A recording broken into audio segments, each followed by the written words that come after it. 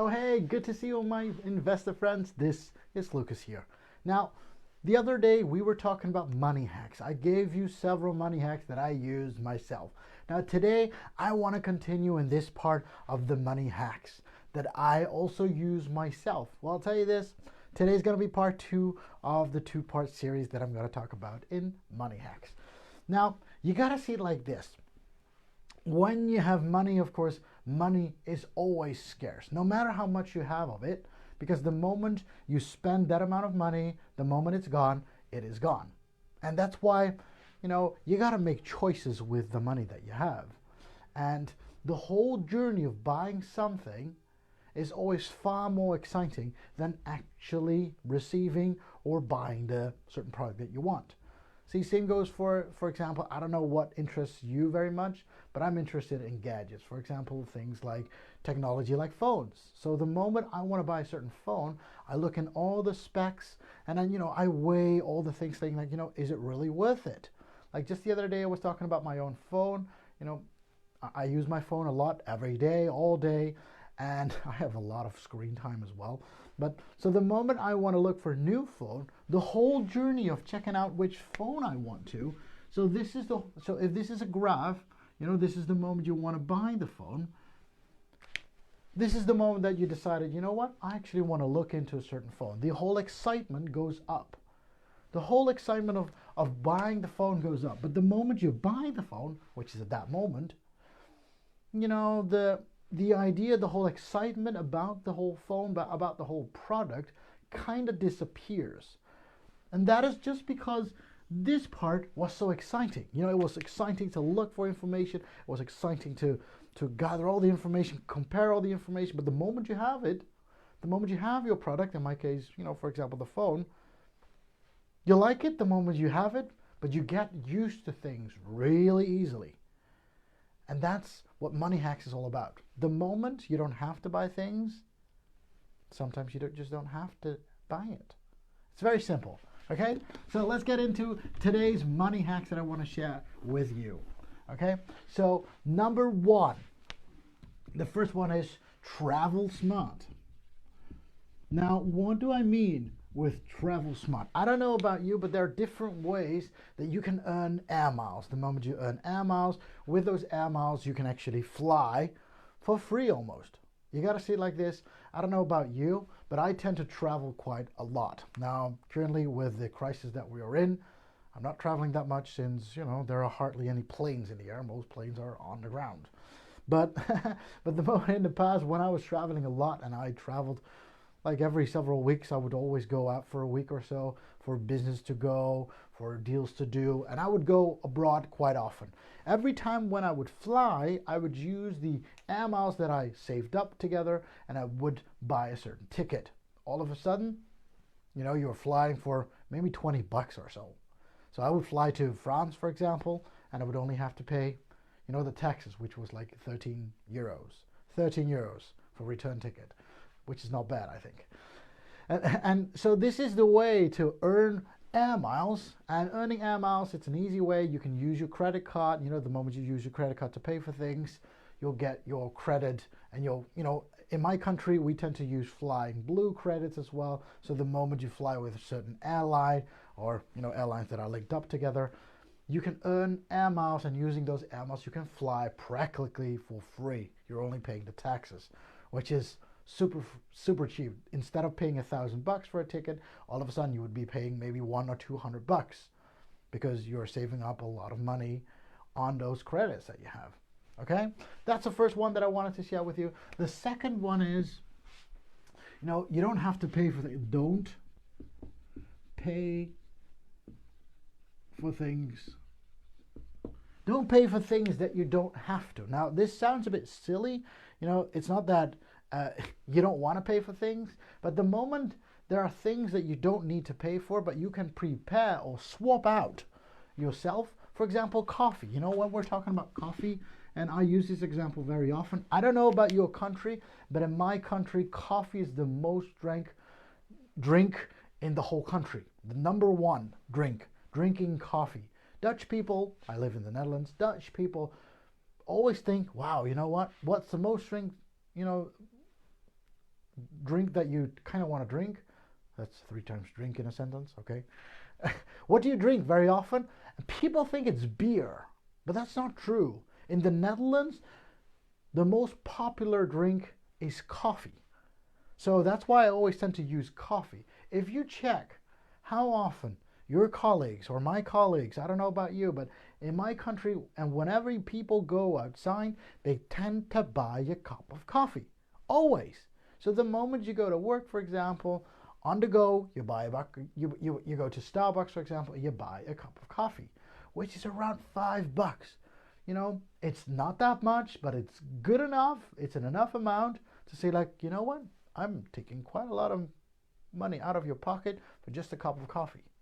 Now, having a cup of coffee, you might be thinking, well, you know, what is $5? But yes, if you work a full-time job, if you work 5 days a week or 6 days a week, it's 5 times 5, which is $25, and a month, you know, you may be working 25 days. Sorry, you're working like 20 days, so for example, like 4 weeks in a row.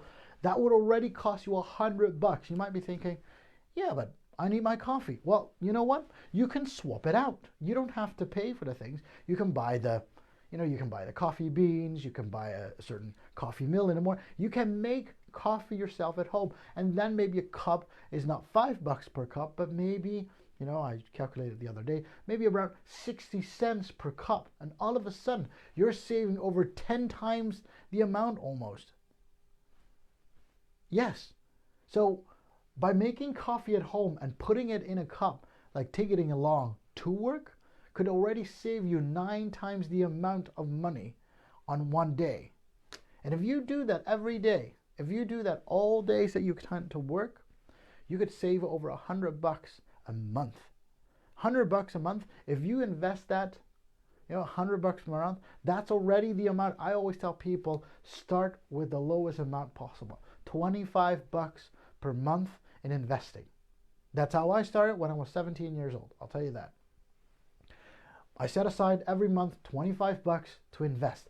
And this will grow over time because you will get a certain interest rate at the end of the year, and you can compound that as well. You know, the moment you can save $100 only by making coffee yourself instead of buying coffee every morning, dude, that would be, that's easy money made. So coffee, you know, it's like $5, you know, $5 per day. It's easy money made, I'll tell you that. Now, the second thing that I want to share with you that you could easily swap out is, for example, the meals. Now, I don't know about you, but in our country, we've got, you know, these takeout stores, we've got restaurants. Now, going out and having dinner every day may not be a thing that you do every day. But, you know, buying takeout or delivery services, it's a lot cheaper, you'll get a lot more, but the thing is, it's still more expensive compared to when you buy it yourself and you prepare the food yourself. Now, I know that not everybody loves cooking. I know that not everybody likes doing it. But hey, if you spend 1 or 2 days in a week preparing your food for the next coming few days, and you can just put it in the fridge and then you can keep it there. It's an easy way to save a lot of money right away because, you know, you can get meals somewhere between 10 and 20 bucks per meal. I get that. But the thing is, the moment you prepare all the food yourself, most likely it's going to be less than 10 bucks per meal. And that's already like 1/4, 1/4 of the whole amount that you spend every time, every day, every meal. You can even have the lunches, you know, the lunch that you take to work. In the Netherlands, we tend to take our lunch, you know, a sandwich or a lunch, a salad lunch, for example. You take that along, you know, you prepare it at home. You could do it in the evening before. You can prepare the food and take it along in the morning. It saves you a lot more money than when you buy it in the canteen of your office, for example. I don't know if you have a canteen, but, you know, in our office, and I tend to go there a few days a week, somewhere between 1 or 2 days a week. When I go to the office, you know, people tend to spend money on their lunches, and lunch, you know, you buy a sandwich that's maybe already $4, and for $4 you could already buy 2 loaves of bread. And yes, that's how we calculate, and this is how you could save money right away. So the moment, don't pay for things that you could swap out easily. Okay, just giving 2 examples, you know, actually just all the necessary things that we need in life: drinks and food, and we need it every day, all day long. Well, actually 3 meals, but I tend to eat chocolates as well. I love that. And cake and all sweets. And yes, there are things that you should absolutely swap out. Okay, so don't pay for the things that you could absolutely swap out. And this saves me a lot of money, all right. And the moment I save that money, what I always do is, so invest saved money. So don't just, don't think like, like I said the other day, you could put it on a savings account. The moment you save it, think like, I didn't spend the money, I'm going to invest it. And by the end of the month, I always invest the amount of money that I saved again. By saying, hey, I did a great job, this is what I'm going to invest. And I always call this, this is what I do, I always invest it as play money. So just the other day, just before the actual crisis, the actual economical, the financial crisis started, I said, I'll buy some shares in Shell. And, I bought them for about $10 per share. And the normal price before that was about $23 per share. I bought it at 10 and I sold it at 17. Yes, that's great. It's a great way to spend your play money that you saved because you didn't pay for it. This is an easy way to make money. All of a sudden, you get more pay money. Like, hey, this is the play money that I can get. All of a sudden, I can do with it without what I want. And that gets us to the next thing is, oh, sorry, it's blue. The next thing is, of course, buy secondhand. Now, I'm not telling you to buy underwear or a bed that's secondhand. Buy the things that are okay to have secondhand. So, for example, books. I don't know if you like reading, but the moment you buy books secondhand, you don't have to buy them new. If you buy a book new, maybe $10 or maybe $20, but if you buy them secondhand and they still look fine, you maybe pay half of it because, hey, it's a used book. But there are so many things that you can buy secondhand. Buying a car, for example. Now, I'm not always buying a secondhand car. I know that myself. But when I ever do, I always tend to buy a car that is only, 1 or 2 years old. It's still brand new. It's not a lot of mileage on the car. The car is, good in maintenance. So I'm buying a young used car. Totally fine. People take good care of it, and it drives just totally fine. You can drive it for many years to go. Even about, when we're talking about electronics or things that we use. For example, I'm using a tripod right now, for the camera to stand on. And instead of buying a complete new one, I bought a second hand, which is like less than half the price already. And it uses, I can just use it totally fine. What does it do? It just stands on a tripod, does nothing else, and it works. And this is what you can do. There are so many things you can buy secondhand. And again, what do I do with the money that I saved? Absolutely, I invested it to save money. So I already told myself I needed a tripod. That's what I kind of needed like last year. I needed a tripod. Instead of spending $100 on a professional tripod, I spent less than half of it already. I think it was $40 or so. So all of a sudden, I would say to myself, hey, I saved $60. I invested that money right away as play investment money. That I would say, this is what I invested. I'm going to make some nice money and interest of it right away. That's how you should spend the money that you save right away. Number 5 that I want to go into is water. Now you might be thinking, water? Yes. I don't know if you know that, but water is super cheap. Although we have a lot of it, it's not about, we're talking about salt water, but about fresh water.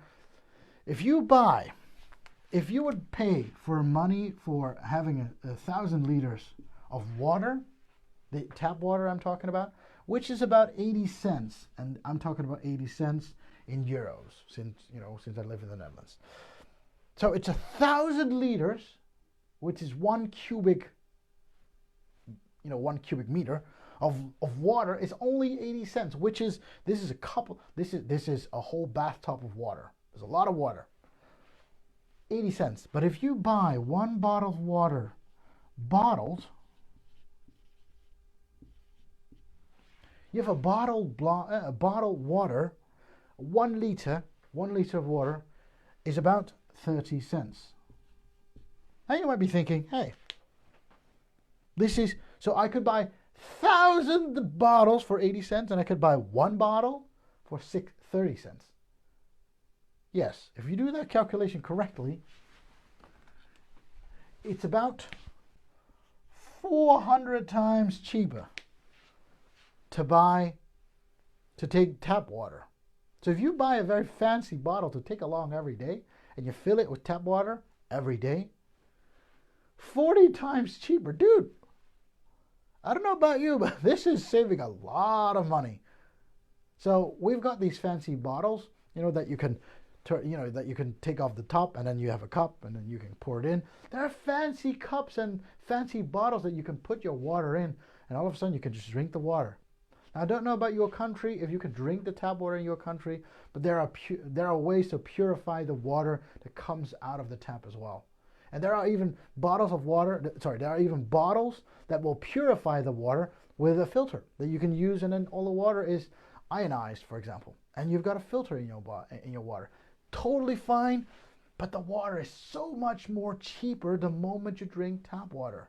And I get it, it's a lot more convenient if you buy a bottle of water. But you gotta see it like this. So the moment people bottle the water, people would want to pay 400 times more. I don't know about you, but this margin of water is great. So if you would be in a water business, this is the way to make money. Charging 400 times. 400 times. I don't know. If I buy a car, I absolutely know for sure that the payment of the car was absolutely maybe not 1 or twice as expensive, but not 400 times as expensive. It seems that we are all totally fine with paying money for a certain company, put the water in a plastic bottle, which is even bad for the environment.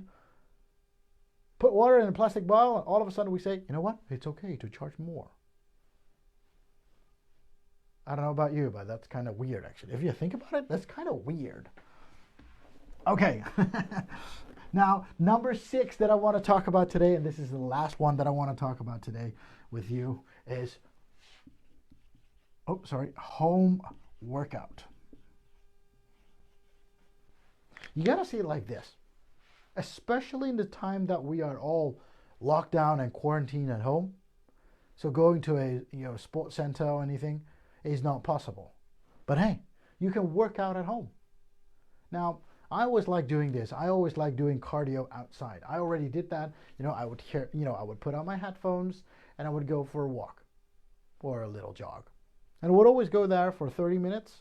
And yes, if you take a look at me, I am still chubby. That's because I like eating all kinds of foods.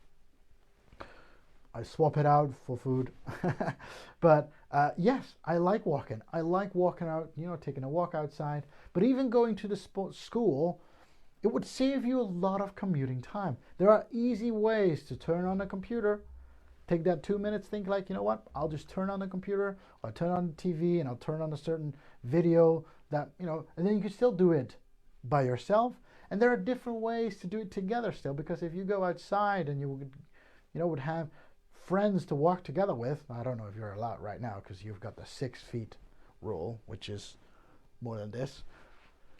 But there are easy ways to work out at home. You can easily swap things out. Don't pay for it. Don't pay for the things that you can swap out. You can easily work out at home. And again, the money saved, I don't know about you, but having a certain contract at a certain sports facility school, maybe it's like $40 per month, but hey, it's $40 saved again, and that's the money that you can invest again. And investing all the money on things that you don't really need to pay for, that you could easily swap out, that's the way to make money on a long term.